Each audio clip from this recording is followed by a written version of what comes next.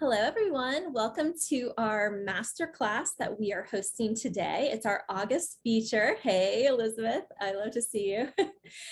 We are doing something different than we have done before, and it is exploring flower tours.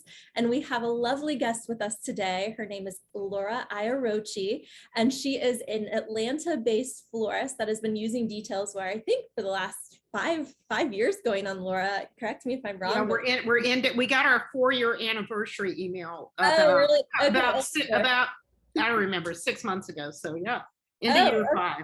Well, that's good. I'm glad you're getting those. That was something we did, but I wanted to bring Laura on because I feel like she is a wealth of knowledge in the art of traveling and also hosting flower tours, and she has a really killer business in Atlanta. So I wanted to dive in and introduce you guys all to Laura. Please feel free to put any questions out there if there's any topic that we come across that you guys are really interested in gaining her perspective on it, or she's just like a wealth of knowledge. But I'm going to start, Laura, if I may, and read your biography, if that's okay. Okay, it's sure. very long, so I don't think it'll take all that long. But Laura Iarocci is the owner of Faith Flowers, which is a nationally recognized floral. She is a nationally recognized floral designer, speaker, and teacher on flower arranging.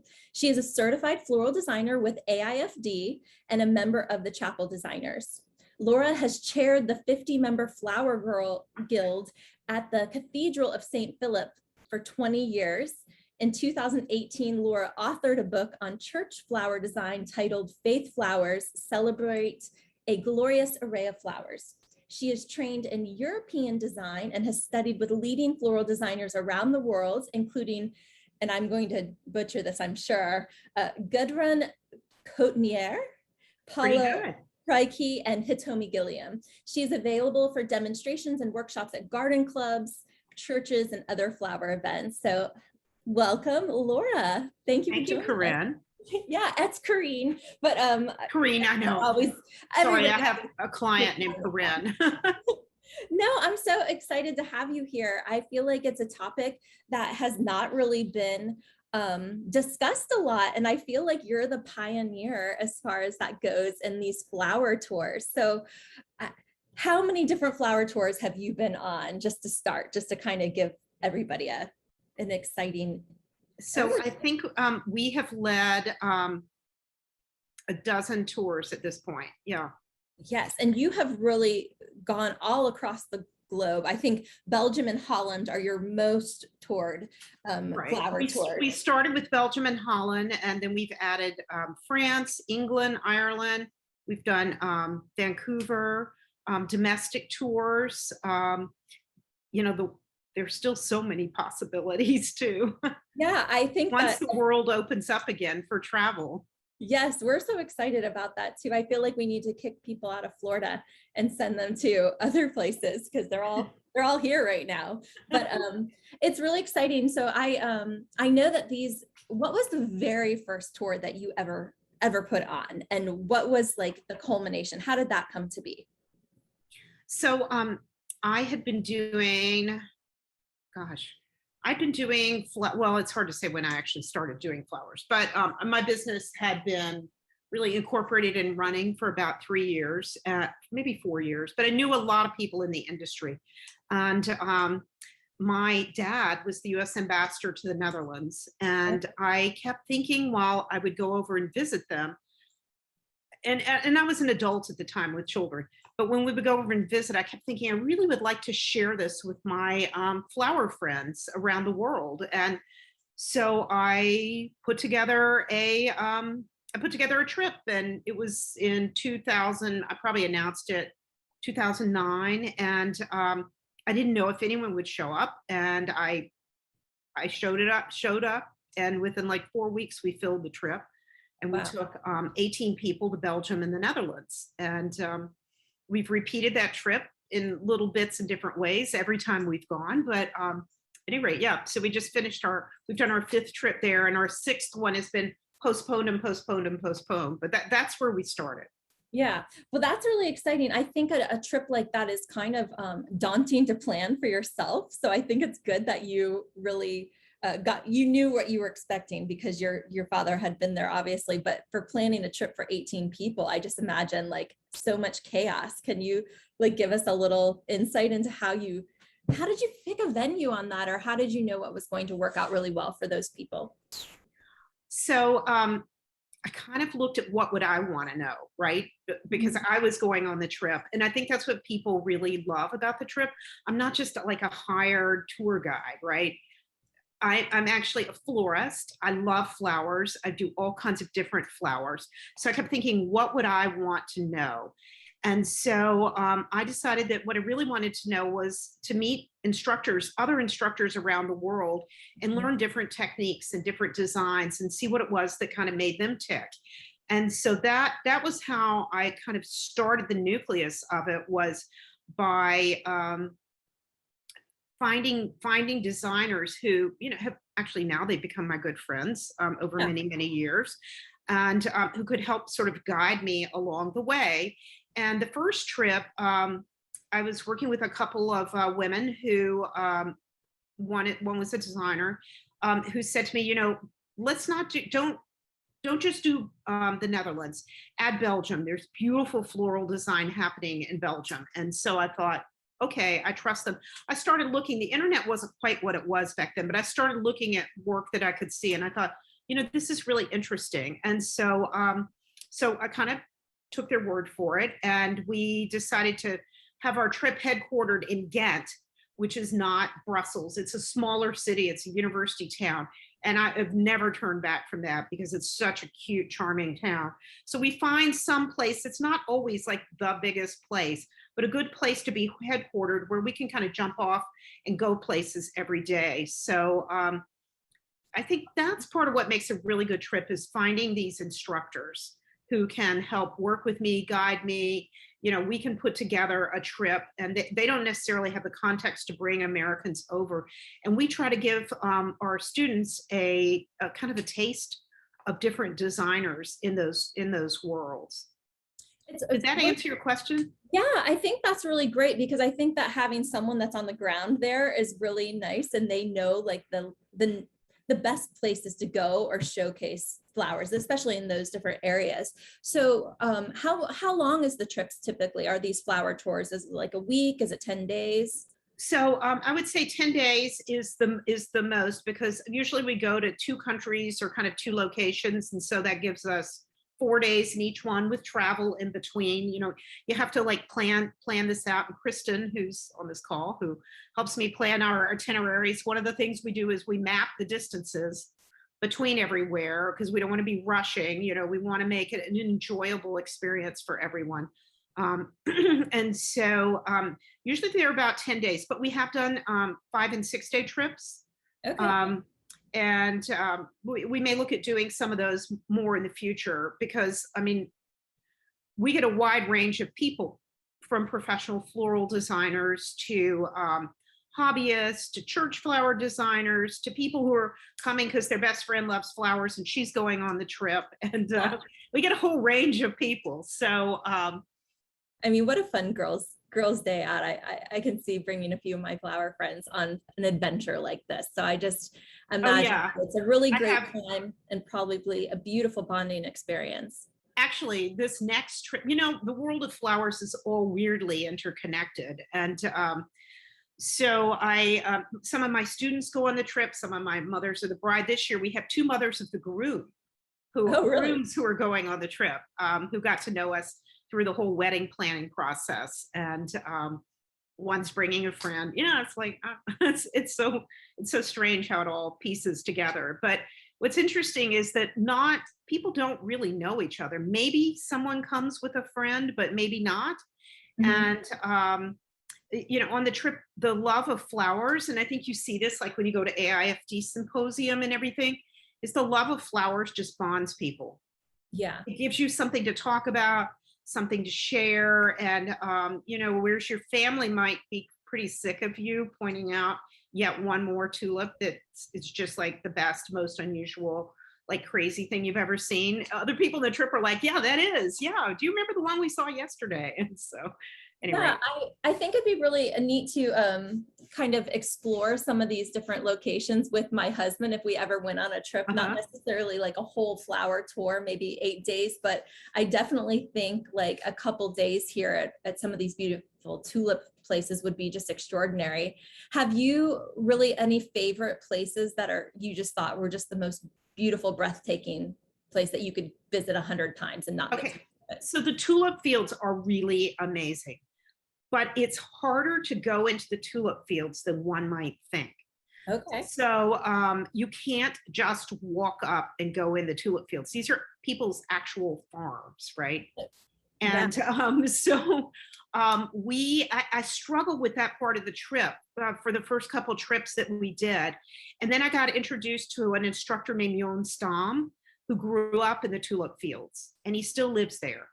And Jon, it varies. It's not like you can say, I'm going to, I don't know, Jon so-and-so's farm this year, and then we'll go there next year. It has to do with who's got tulips in bloom when you're there. And so you have the vagaries of the weather. It could be a really cold year and maybe the tulips are late. But anyway, Jon helps me figure out who's got what in bloom, what's the best route to take. He hires a bus. Well, actually now I use his bus and company because I really like it. We get a bus and he takes us, it's like a small minibus kind of around. He's already plotted it out. And he takes us around to see the different farms. I mean, I think that's the most astounding thing. And I mean, we've had years where it's been cold and maybe the tulips aren't in bloom, but the hyacinth are.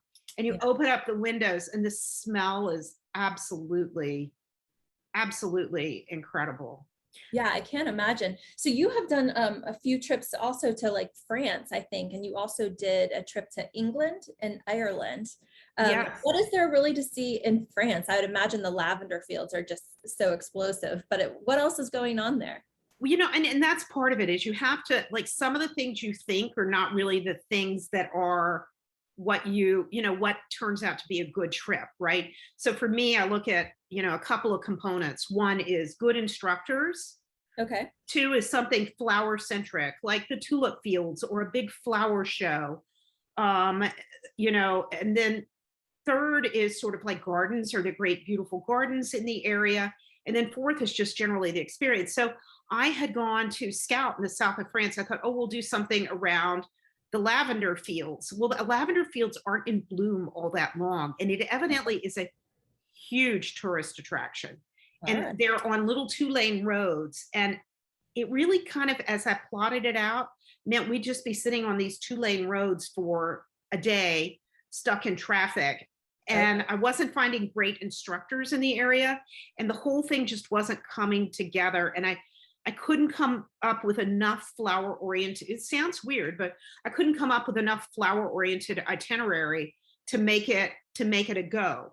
Okay. So it's interesting, trying to what you think may not, once you start mapping it out on paper and thinking about, is this something that would excite me? Is this something that would excite our students, travelers, campers? I always say my little campers. Well, maybe that is a better trip that's suited just for like a day or something to visit with like someone else, but not going on a whole flower tour where it's like 10 days. Exactly. You've got to kind of plot it around that. And it's also in July, so you have to think about when people can travel. Okay. And so July is like a big travel month here in the United States. Mm-hmm. And so it's like there are a lot of pieces. Yeah, such a big puzzle, which I bet is pretty extraordinary. And I bet you feel very accomplished at the end of that trip, like when it's all said and done and looking back on those experiences.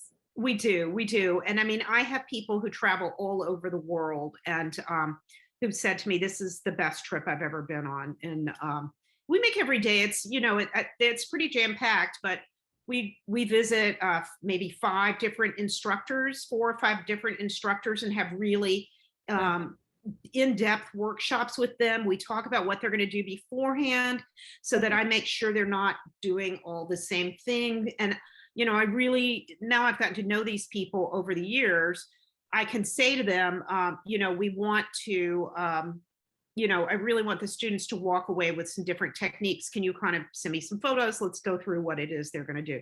So when we did France, because of the language barrier, I Yeah. really didn't have as good at discussions with the instructors as I should have, and so the first day we did 3 different classes and everybody was teaching everyone how to do hand-tied bouquets. Oh So, yeah.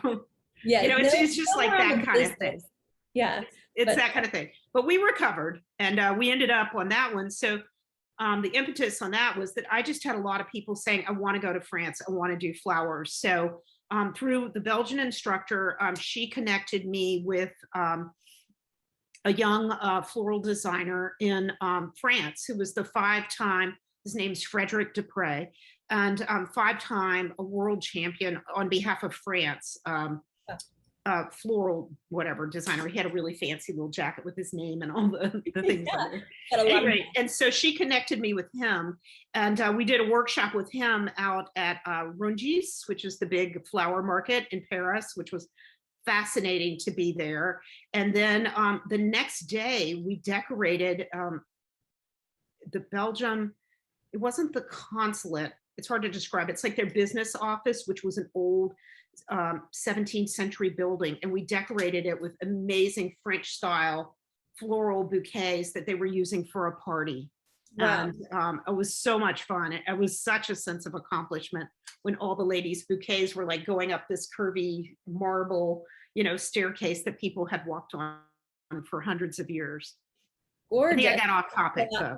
Yeah. And then England and Ireland, of course, there we centered that around the Chelsea Flower Show. Awesome. Yeah, So, that's a huge event that's happening there in the Royal yes, the Royal Horticulture Society or something puts that on every year. Yeah, so we did it around there, and they have what's called it's the days setting up to the show are just as interesting as going to the show. So a lot of the high-end shops hire florists who come in and do big, huge decorations spilling out the doors. And so our hotel was we found a good one that was right in the middle of it all. And every day we were going out to see what had been built. And then we went to the show, which just seemed like just part of all that craziness that was being built out there. But, then I found a great instructor there. Of course, Judith Blacklock she's written over a dozen books on flower arranging, somebody I've known for a long time. And then Joe Massey, we went and did a workshop with Joe Massey at Covent Garden. So, it was a lot. And then I have a friend who has an amazing estate in Ireland. So we went there and spent 4 nights there, and we had Irish designers come into her estate and design with us there. So, it all fits together. So that's what there is to do there. I love it. And I think that it just adds just this extra element to putting on we all love to go to learn from different teachers across the United States, but just that extra element of taking it out and going to some foreign country. I think the language barrier makes it really interesting, but just the whole landscape, I think will change for people and also open your eyes to what's different and making those connections on, across the ocean with these great designers is probably very fulfilling for a lot of flowers. And I think too, one thing we try to do is to find unique places to have classes that give you the flavor of the place. So being in the middle of Rungis doing a flower arranging workshop, I was like, okay, this is crazy. Normally you get on a bus and they tour you around, they show you where the vegetable market is, and it's one of the largest wholesale markets in the world. They don't only sell flowers, they also sell meat and they sell vegetables and stuff like that. And then when we do our workshop with Gudrun, who was the original instructor, when we do our workshop with Gudrun, we do it at her studio that's attached to her home.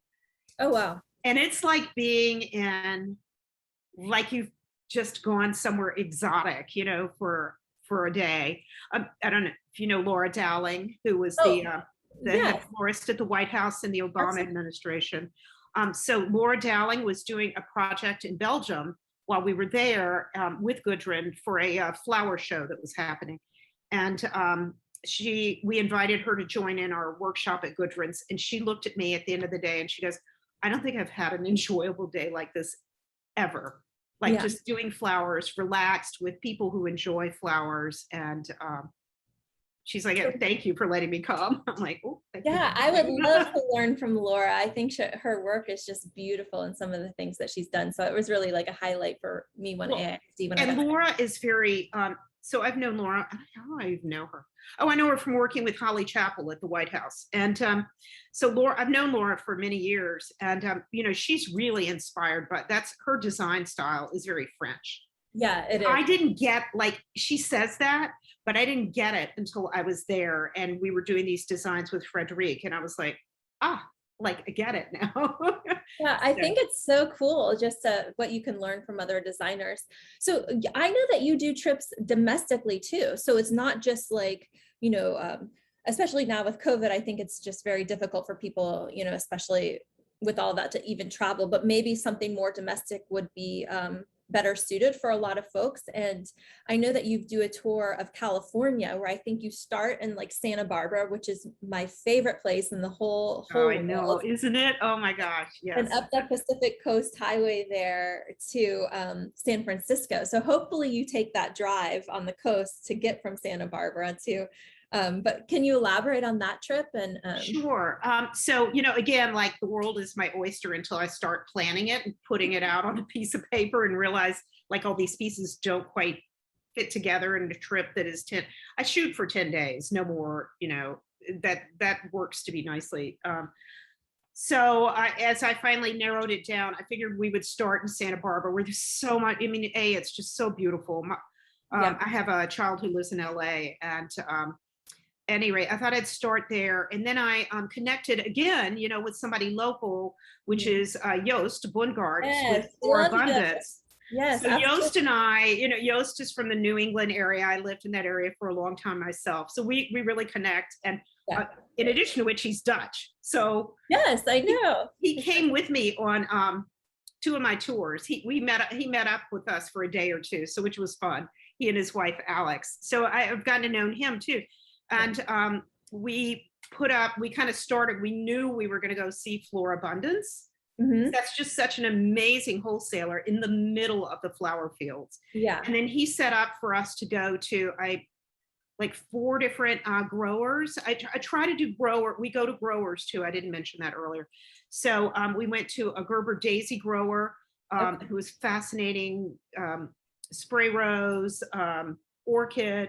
Any rate, so that's kind of how I got that started. So we worked with designers in Santa Barbara, and then we worked with designers in Oakland and San Francisco. So all along the way, we're doing that. And then in San Francisco, this was fascinating. We were with Natasha Lisitsa. If anybody knows Natasha, is it Water Lily? I think it's Water Lily. And so we went to her. She took us to the San Francisco Flowers Market. We divided into groups, and then each group had $200 and something to spend. Okay. And we were going to do hanging features. And so we all designed a different hanging feature. It was the last day of the trip. So it was kind of fun to see how people were working together or not working together. And we did hanging features, and she went out and bought us tacos, you know, from the local taco truck, you know. I mean, it's just it was very local experience. She goes, will your ladies be okay with that? I'm like, yeah. Anything that's local, they like. So. Well, I think it's so important, I think, as designers to understand where our products come from. And like, so much product is coming out of California, but to see it, I think just gives you so much insight into how you can better educate your customers about the process, and like seeing how it goes from the fields into the packaging to send it off, I think is really an educational experience, especially if anybody has never visited a farm before. You know, it is interesting too to hear. I mean, so there, you know, the flower podcast, Scott Shepard interviews so many great farmer florists, kind of all of the above. And any rate, but you know, before this, so when we would go on the tours, we always meet with the farmers, and they talk to us, you know, about what are the pressures they have, and, you know, how do you get all these spray roses packaged? How much waste do you throw out? Where do you sell the extra? All this stuff that like never had occurred to me. Like, how do all the orchids get to be the same size that are grown in the grocery store? Why are they all the same size? Why do they all look exactly the same? Right. I mean, it was just like so many questions. And I find that people who go on our trip really genuinely have huge curiosity. Yeah. So they think of questions like I've never thought of. I'm like, wow, yeah, that's fascinating. Yeah. And you know, we went when we were in Virginia, and we went. Holly had just bought her farm, I guess, 2 years before. But talking to her about the pressures that they have, you know, Yeah. what were they planting? What were they growing? What were their long-term plans? So that part of it just adds, you know, you get more of a local feel, but you also get more an understanding of flower farmers. Actually, when we were in the tulip fields one time, the farmer, the tulip farmer, and that's like a whole fascinating thing as well too. The whole concept of tulip planting.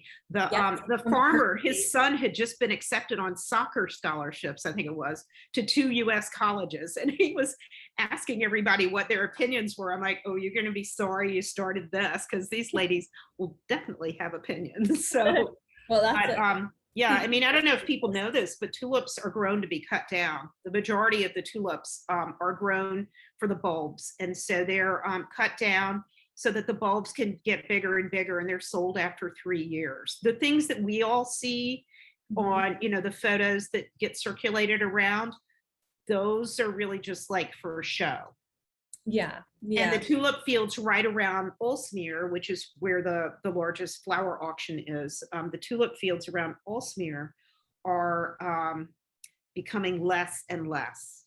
Okay. Because the land has gotten so expensive. So the tulip growers are moving more into the north of Holland at this point.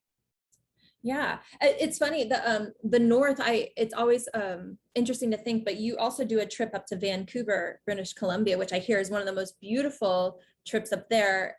What kind of products are coming straight out of Vancouver that you might visit? Like, is it a lot of tulips, or what are they growing up there? Okay, so I have this theory that I hope I don't get in trouble for this, but I have this theory behind every flower business is a Dutch person. Okay, yeah. If you think about it, you hear this like voice. I'm very attuned to the Dutch accent. I'm like, you're there's a Dutchman here. Where is he? And at any rate, so there really is. But in Vancouver, there's a lot of Dutch influence, and the wholesaler where we work, they is Dutch. And so they grow, you know, beautiful flowers that you see coming out of the Pacific Northwest, out of Washington State and Oregon. Gorgeous greenery, gorgeous greenery. We were driving on, so we'll do things like go on bike rides. We did a bike ride through a garden, and like it's a very like natural kind of overgrown type of thing. And I look over in the woods and there's Salal. I'm like, oh my God, there's Salal. Like, that's really wild. Do you know what I have to do to keep that alive in Atlanta, Georgia? Yeah, there it is, growing wild. So yeah, I think a lot of like fir, beautiful branches. Hitomi, if anybody's watching Hitomi, she's been stuck on Vancouver, well, little tiny island called Bowen Island all through COVID. And she and her son Colin have started growing a garden with the most amazing dahlias. She has Gloriosa lilies. I mean, a lot of the stuff that you see in the Pacific Northwest also does very well in Vancouver. So, or in that area. And they're beautiful wineries too. So you mixed in the wine and the flowers. That makes sense. Yes. Now it's coming together. Yes, that was part of Santa Barbara. Flower people love grapes too. So what are some of the essentials that you would say a person needs to bring when they're going on these trips? Like, what is the most essential items to pack? A raincoat. Okay. I mean, generally we've had pretty good weather, but you know what? We just go. It's not like we can go back the next day and do it when the weather's better. Okay, that makes sense. We constantly go, and I'm always telling people, make sure it's not like a little kind of fussy raincoat. It's got to be like a real raincoat that'll keep you dry, because you will be miserable if you don't. And then I think really good worn-in shoes. The only problems we've had is when people have decided that they would get a new fashionable pair of shoes before leaving. Yeah, and, okay, that makes sense. Rain jacket and some rain boots, or like. And we all bring our own tools. It's interesting because I mean, particularly in Europe, they are exclusively knives. I mean, exclusively men, women. Maybe people have a little pair of sharp scissors, but really they're exclusively knives. And Okay. that's how I've learned how to do it. Was we have well, you know, the world has changed because of COVID, but once a year we used to have a designer in from around the world into our studio and have a master class. It's great, a great bargain if anyone's ever interested. And one time I got stuck cutting, I don't know, hundreds and hundreds of pieces of red dogwood with this with Tom DeVille. And he's like, you will use a knife tonight and you will not go home until you can use this knife properly. Yeah, It was right. really hard on the dogwood. My husband's like, it was like 11 o'clock at night. He calls me, he's like, what are you doing? I said, I don't know. This guy is like going to make me cut this stuff all night. It's like So, Julia Child practicing to cut those onions. You are going to learn how to cut an onion properly. but I do, people do bring their own tools because I just think they're a little bit more comfortable with it. And I don't want people going on the trip. I mean, if you know how to use a knife, great, but that is not the place to really learn it. Yeah, that makes sense. So how far in advance do you typically book these trips out, or when should someone let you know that they're interested in getting them? So it's a good thing now. You can, anyone who's interested can let us know. We have, you can send us an email via our website, just like general inquiries that you're interested, and we'll put you on the mailing list. It's just been a little tricky with COVID because, as I said, we actually for March, you know, just when the shutdown happened, we had planned this really cool trip. We thought, why not bring everybody to Atlanta? All these people who come to us from all over the world, why not have a tour here? And we got the tour all totally mapped out. We were starting to book people, and then the shutdown happened. And then we had this other tour for going to Belgium and the Netherlands. And so that was sold out.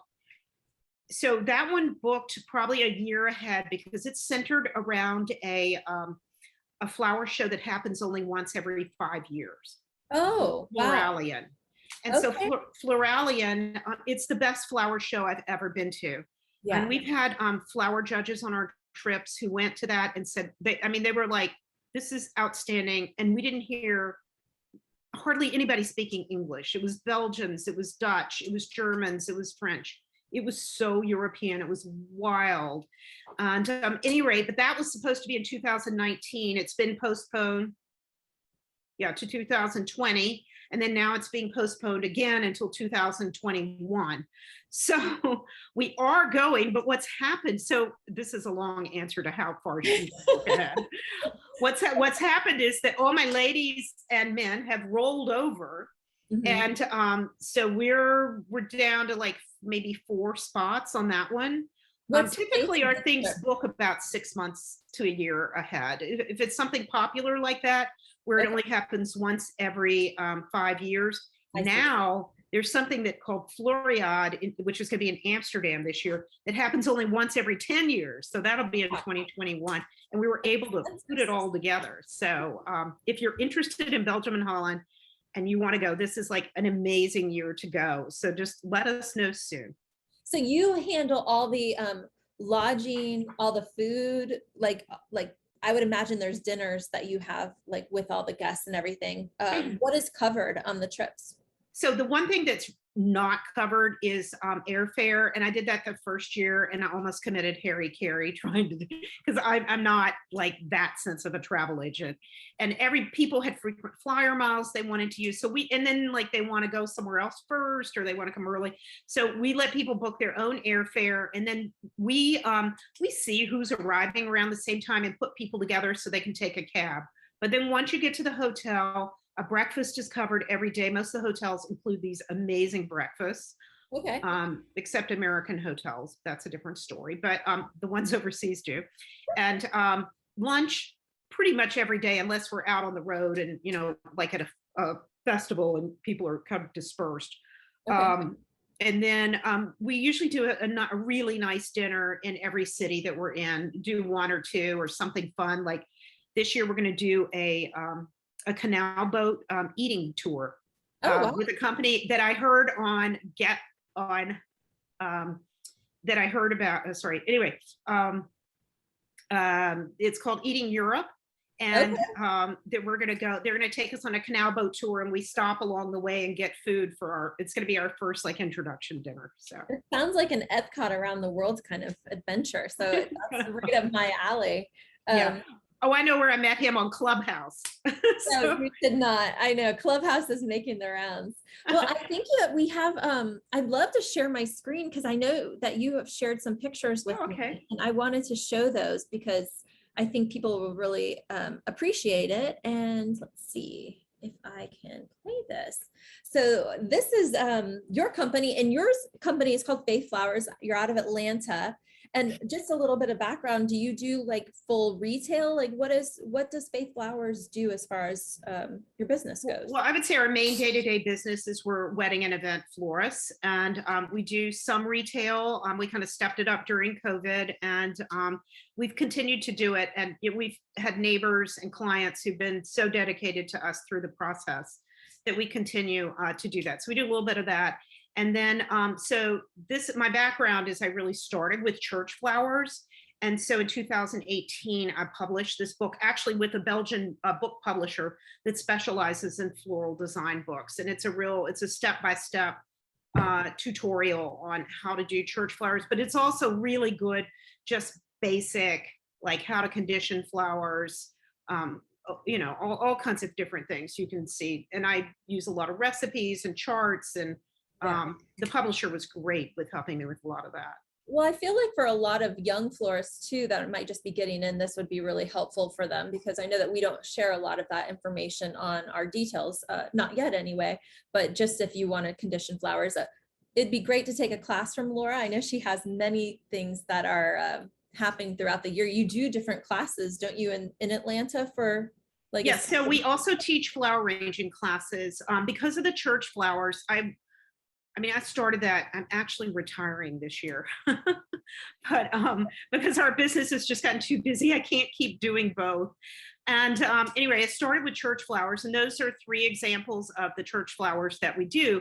But people started coming to me and saying, can you teach us how to do church flowers? Or I'm doing a wedding and I don't know how to, I'm really worried about the ceremony part of it all. And so that's how I started teaching, and I realized I really loved it. And then I realized like people just want to know how to do basic flowers.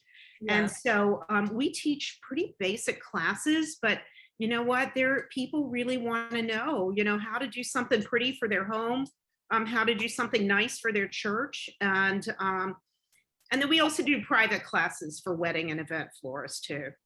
Well, I think it's just such a nice offering though, to offer that to your local community for those interested. And you'll never know when you'll just meet someone who's just an extraordinary, just absolutely great designer that could end up helping you on some of these gorgeous weddings too. Look at that. Yeah, so these are some of the weddings that we've done, kind of a combination of different ones. We've actually won 8 different Georgia industry awards for our work. We love what we do, but it's like the tours. It all starts with a love of flowers. Absolutely. And I think that kind of radiates through our work. The blue and white. That's been so much fun. Yeah. How many designers do you have that work at Faith Flowers with you on your team? Well, we have 2 full-time designers, and it just depends. A couple of part-time designers, and then we have some freelancers. Most people I really like to have trained myself. Yeah, that's what we're doing next month is we're having a whole freelance discussion with this masterclass. So it's really kind of interesting. We want to really dive into hiring freelancers or how you find your freelancers. So I'd be interested to. We can talk about it offline, Corinne, but I have some thoughts on that too. So, I think freelancers really need to take care of themselves. Yeah. And I think there's so many things like in terms of like liability and insurance and things they really need to think about, because if you get injured, you are really in trouble. Yeah. Wait, sorry. Here's some more. This is just beautiful. Yeah. So we do a lot of work in Atlanta at the private clubs. It's just it's where we started, and we've just continued to do work there. This is so funny, opposite end of the spectrum. This one was a family named Green, and they love this green stripe and wanted big, bright, bold colors. And it was, we brought like outside, they wanted to, in the heat of July, the very end of July, and they wanted to have a garden party, but they knew they couldn't have it outside. So Yeah. this is, you can't really see the whole thing, but we won a bunch of awards for that. So and we work really closely. I love fabric, and we work really closely with the local linen company here that does beautiful custom fabrics. Awesome. And so here's our flower school. You can see this is Joe Massey. He's been to Atlanta, I think 3 different times with us.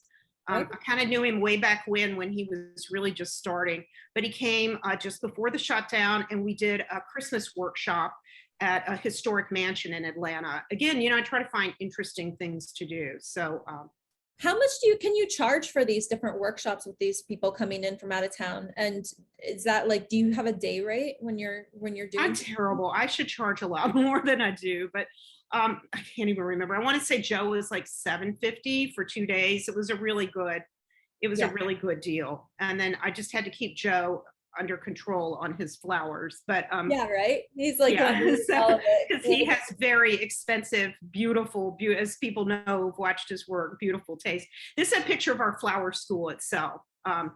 We can hold about 8 to 12 people for an intense workshop, but when we get bigger, like this one with Joe Massey, we had to spread out. Awesome.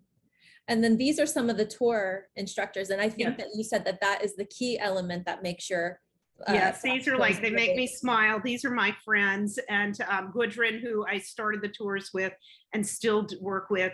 This is Monique Vandenberg, probably one of the most famous florists in Europe, female florists, and florists.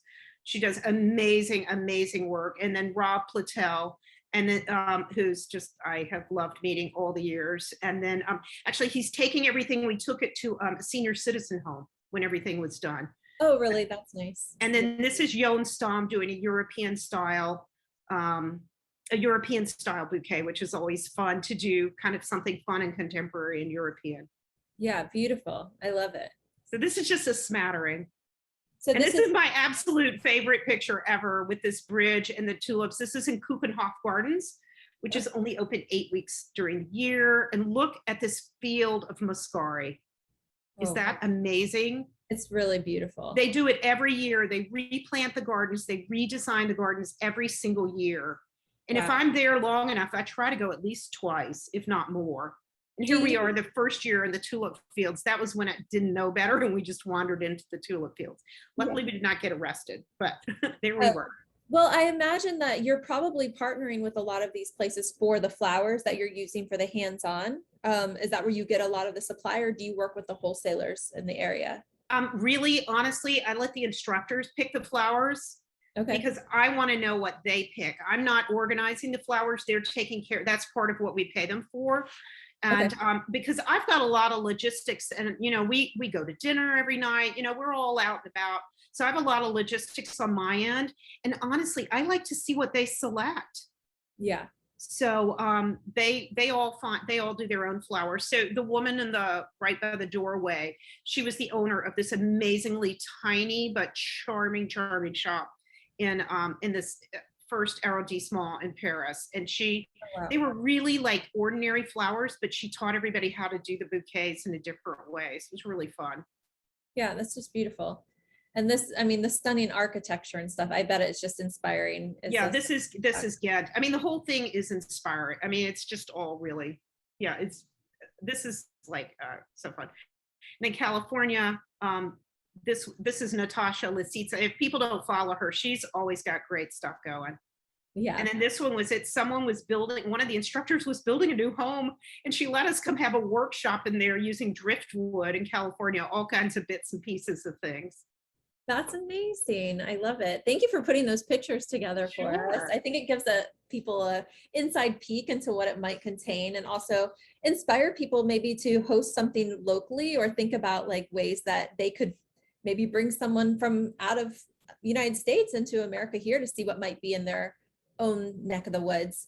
Do you work with slow flowers, Deborah Priensing, at all, with some local growers? I know Deborah. We haven't really done anything together on the tours, but not for any reason. It just hasn't. Yeah, no, I just thought it was such there are a lot of pieces. What?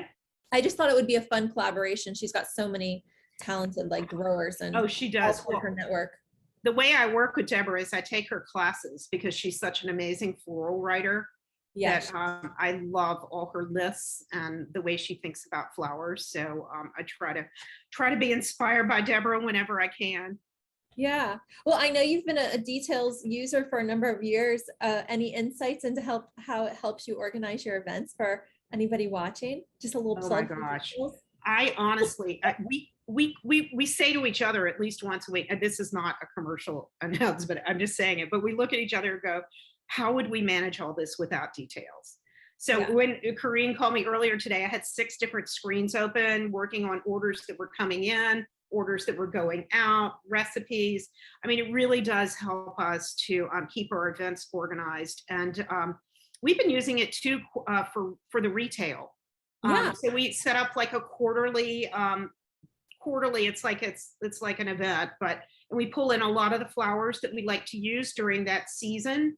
And then Okay. it makes it easy for our day-to-day pricing to just drag it in there. And we have some new designers on staff and some new designers that we've been working with this year. And I'm actually training my ladies on the Church Flower Guild, the new generation of florists, training them how to use details. And, you know, it's so interesting because they so appreciate it, right? I mean, they understand flowers. And then when they see how this all comes together, like they just want to get their hand on the design board and start Yeah.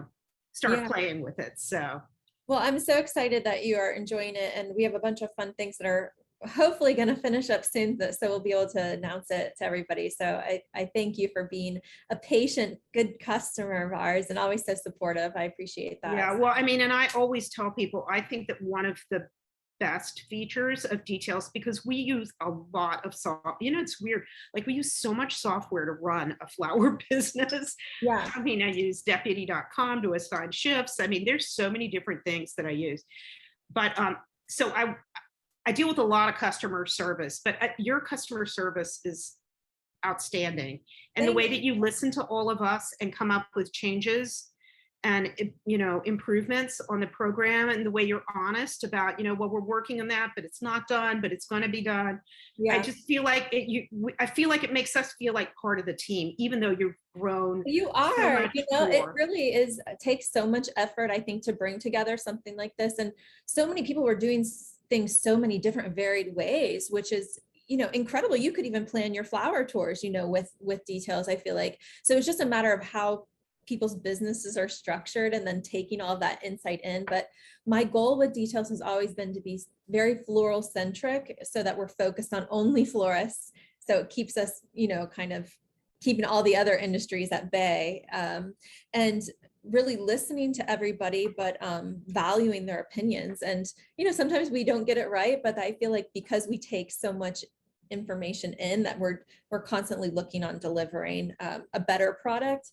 And I also, it's really tough when you're dealing with the public, and it's like people want their solutions right now, and it's hard to explain to them how complicated all these pieces are all weaved together. So we try to not disables any business, by introducing something new. Everybody wants something new, but then they are always like upset whenever their screen looks a little different because we had to make some changes. Right. So, but with my customer service, I think that, gosh, my team is so great. And I always was so frustrated with it whenever I would call like a larger company and not get someone on the phone. So that was the immediate thing. It's like anytime someone calls, we need to answer and just be there and let them know they have that support. So I think we definitely do that and meet that challenge. Yeah. But I appreciate you saying that. And all my girls are going to be so happy to hear you say that. So. I'm just saying it because it's true. I mean, I know I can count on you guys.